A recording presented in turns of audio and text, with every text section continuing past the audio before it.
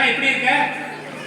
ஏன் இருக்கிற என் தாய் தகப்ப செஞ்ச புண்ணியம் நான் உயிரோட இருக்கிறேன். நான் செஞ்ச பாவம் இந்த வேலையில இருக்கிறேன். என்னையா ரொம்ப சரிச்சுக்கிற? அந்த பிறக்காவல் தானையா?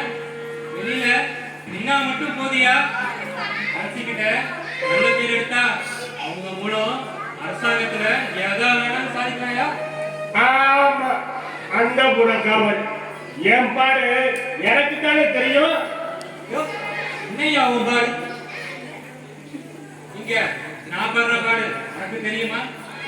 வெளியில கதவுக்கிட்ட நிக்கணும், உள்ள மன்னர் சும்மனாக்க ஓடணியா? யாரு வர்றா யாரு போறான்னு எல்லாத்தையும் பதியணும். ராத்திரி காவல் மட்டும் தானே, கொஞ்ச நேரம் காவல் காத்துட்டு அப்புறம் தூங்க வேண்டியதானையா? என்னையா நான் பார்க்கிறது அந்த புறக்காவல். என்னை மீறி ஒரு ஈயம்பு கூட உள்ள போக முடியாது. இரவு முழுவதும் அண்ணன் சினுக்க கூட முடியாது.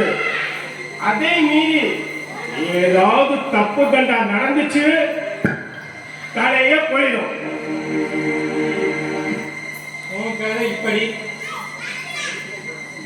என் கதை பகல் காவல்.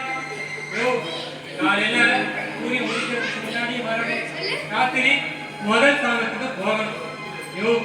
நான் இங்க வர்றப்ப பிள்ளைங்க முடிச்சிருப்பாங்க, இங்க போறப்ப எல்லாம் தூங்கிடுவாங்கய்யா. யோ கொஞ்சாதி பிள்ளைங்கள பகல்ல பார்த்து ரொம்ப நாளாச்சியா, எல்லாம் என் தலை எடுத்து. அதை விடியா நம்ம விதி அப்படி. ஆமா, நம்ம மன்னருக்கு இத பெருத்த சந்தேகமாம.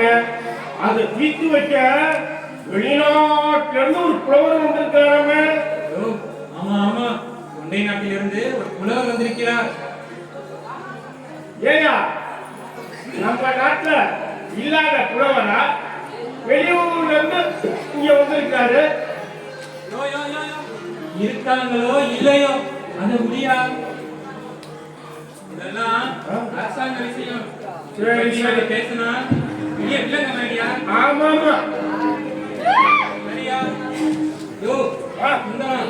உள்ள போயிட்டு வரேன், நீங்க உள்ள போய் வேலை பாரியா? சரி.